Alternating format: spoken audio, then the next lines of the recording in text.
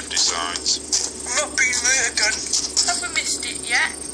Wait for the 11:45. Never mind the 11:45. It must be late again. Tommy, come on.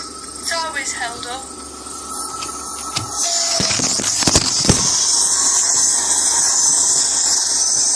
Hans was mortified. He disappeared from public view and into the labs. Locking himself in, he wouldn't allow anyone in there. Eventually his father Wilhelm came to see him. In a few days, a major laboratory had been locked down, followed by an engine maintenance shed, which was to become off-limits to all. All production was shut down, orders weren't met, but the two Professor Goetzes didn't care. More and more equipment was being delivered daily, but no one was allowed in Shed 17. Questions started being asked on Sodor. Where were the Goetzes? Would there be no funeral for young Thomas? And where was the body? They'd arranged for Thomas to be transferred to a mainland hospital. He'd been taken to the complex but was never moved by rail. We all assumed the obvious, he was still in lab. But if Thomas was there, was he still alive? And what was the purpose of keeping him at the complex? Almost by accident, the doors of Sodor Research were reopened. In an open invitation to the people of the island, Thomas rolled out of Shed 17. Took me a moment to realise what it was I was looking at. When he looked at me and said, Hiya, Mr. Hartley. it dawned on me what Hans Goetzer and his dad had done. One woman passed out as Thomas smiled at us. I had to run off round the side of the shed. Hey, are you alright, Keith? As news spread across the country, the world's media rushed to Sodor Island. They kept trying to interview me. I became a bit of a celebrity. Controversy on Sodor Island. Questions asked about science ethics. It's fair to say I was pretty nervous at times, Joined now by Keith Hartley. but I think I put on a brave face. What did you think when you first came to meet Thomas the Tank Engine?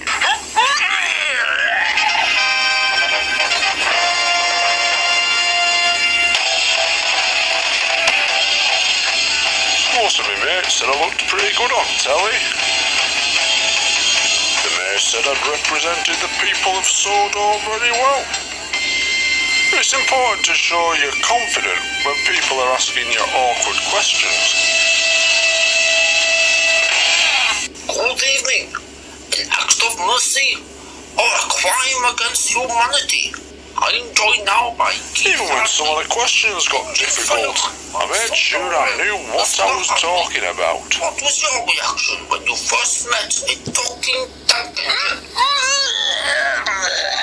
If you can't make an informed opinion, or if you can't string together two words on telly, well, maybe you shouldn't be on there. There are two sides to this. Admittedly, the subject matter was a bit bizarre sometimes.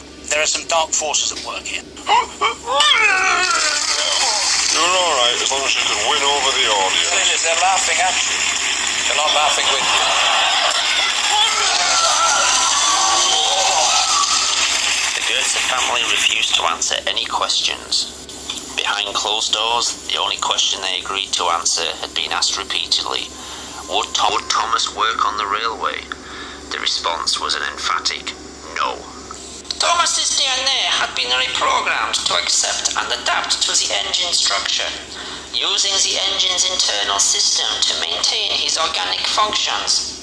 What no one could be sure of was how much of the engine was mechanical and how much was organic material. Thomas had been able to move around without coaches, but to work on the railway, his engine would need to be fired up and operated by a driver and fireman. Since no one could be sure how much of the engine was Thomas, the pressure caused by the engine could rupture his organs from the inside, and the incredible heat could boil him alive. Professor Hans and his father vowed Thomas would never work on the railways. Similarly, The two professors were to refuse many requests by people from around the world who wished to be biofused into engines. There were billionaires offering to pay whatever they wanted to be converted into an engine or some other transport. Train enthusiasts too, and people with terminal illnesses were desperate to be made into trains. But for some reason, the Goetzes refused. But there would be other interested parties, eager to seize on the biofusion gold mine. The independently wealthy Topograph staged a hostile takeover and within weeks had bought a controlling share in Sodor research.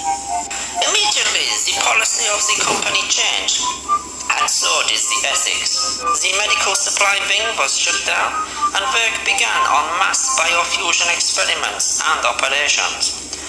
Anyone who could afford it, some handing over their whole fortunes, were turned into engines. But along with the new policy, there would be worse to come. Biofused engines would be allowed, then obliged, to work on the railways. The first one we fired up was James. He didn't have the money some of these people had, and so agreed to basically sign his life away if they wanted to experiment further, or to take massive risks like this. Along with the new policy, there would be worse to come. Biofused engines would be allowed, then obliged, to work on the railways. The first one we fired up was James. He didn't have the money some of these people had, and so agreed to basically sign his life away if they wanted to experiment further, or to take massive risks like this. As usual, the had everything recorded. All kept classified, you understand? These recordings, shown for the first time, reveal the extent of Sir Topham Hatt's experiments. It was horrible watching these engines work on the railways some days. But the tourists wanted to see it. They expected it. And for me, it was work. But with the new engine's increasing work schedule came more and more accidents.